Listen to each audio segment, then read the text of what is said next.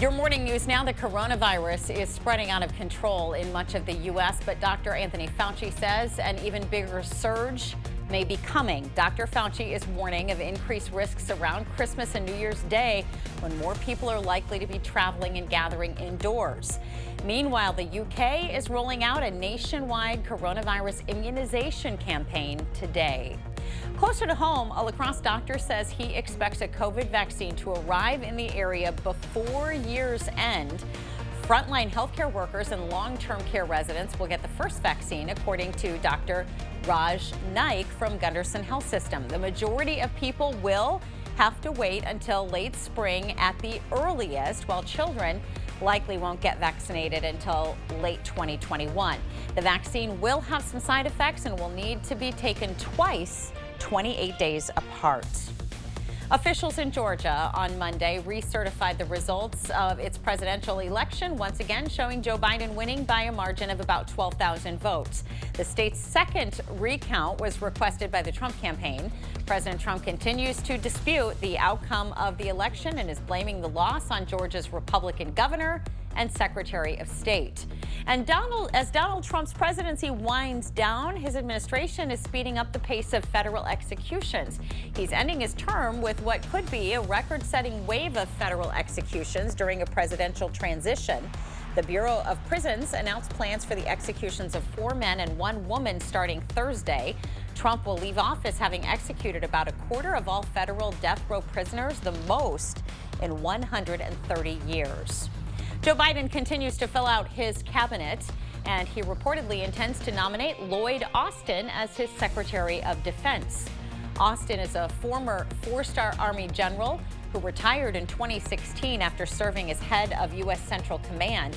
If confirmed, the 67-year-old will become the first African-American person to lead the Pentagon.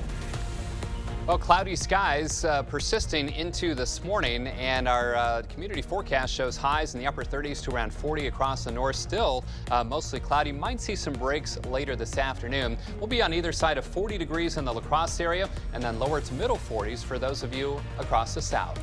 La Crosse Councilwoman Jessica Olson is the first candidate to submit nomination signatures in her bid to become the city's next mayor. The 8th District Councilwoman announced her campaign had collected 279 signatures, surpassing the 200 requirement. She hopes to replace La Crosse Mayor Tim Cabot, who announced last week that he would not seek a third term. A policy research organization projects that state spending in Wisconsin will exceed revenue by about $373 million in the coming 2 years without taking into account Medicaid costs and new spending requests from state agencies. The nonpartisan Wisconsin Policy Forum said in its report released yesterday that it expects legislators will have to deal with the state's largest budget shortfall since 2011. A winter clothing drive is now underway as part of a partnership of several local organizations, including the La Crosse Police Department and Mayo Clinic Health System. You can donate weekdays at the Washburn Corner building at the corner of 10th and Ferry Streets in La Crosse.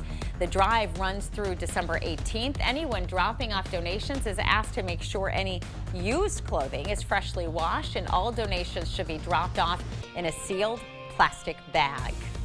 21 seniors in Holman High School's entrepreneurship class are launching their own store just in time for the holidays. Lockdown Lodge is their online store where people can find all kinds of gifts, including holiday decorations, treats, jewelry, face masks. The class partners with local businesses to stock the store, and it's already a big success. Within the first day of opening, the class made $1,500.